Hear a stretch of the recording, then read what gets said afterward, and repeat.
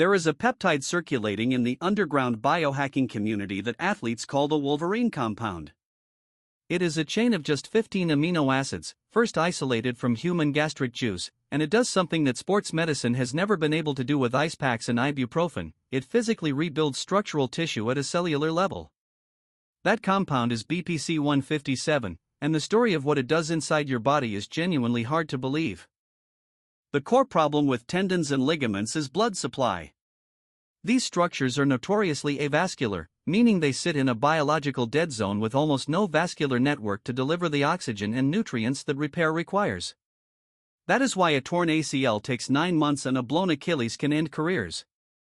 The biohacker's argument is that resting and icing that tissue does not solve the underlying bottleneck. It just makes you wait. BPC-157 attacks that bottleneck directly.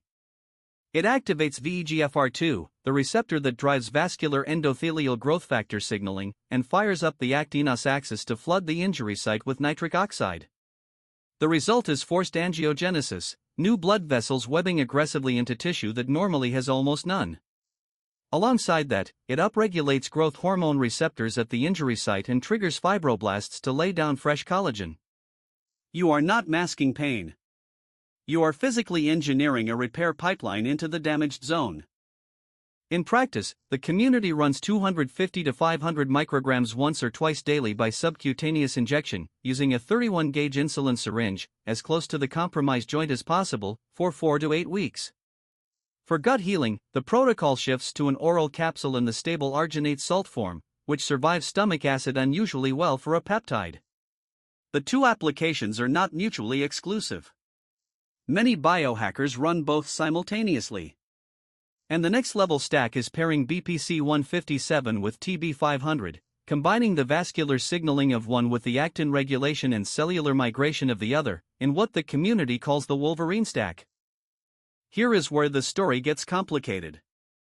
The same mechanism that makes BPC-157 so powerful is also its sharpest edge. Angiogenesis is fantastic for healing a shredded meniscus. But tumors also rely on angiogenesis to grow and spread.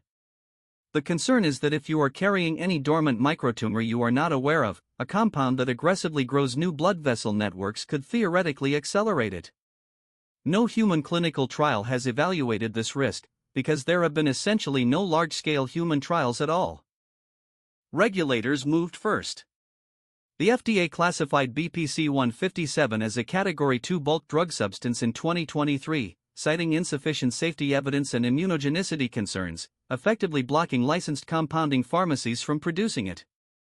WADA lists it as an S0 unapproved substance, banned in and out of competition with no therapeutic use exemption available. Underground forum users also report transient anhedonia during cycles, a blunting of dopamine and emotional response, pointing to BPC-157's modulation of serotonin and dopamine pathways as a side effect the preclinical literature did not fully map. So here is where BPC-157 sits in 2026. It is arguably the most mechanistically sophisticated orthopedic recovery molecule ever characterized in preclinical research. It is also entirely relegated to gray market research chemical vendors, with zero standardized human dosing data, unknown long-term systemic effects, and real purity risk from unregulated supply chains. That is the biohacker's dilemma in its purest form, taking complete personal agency over your own tissue repair, accepting unknown long-term risk in exchange for healing speeds that conventional sports medicine simply cannot match today.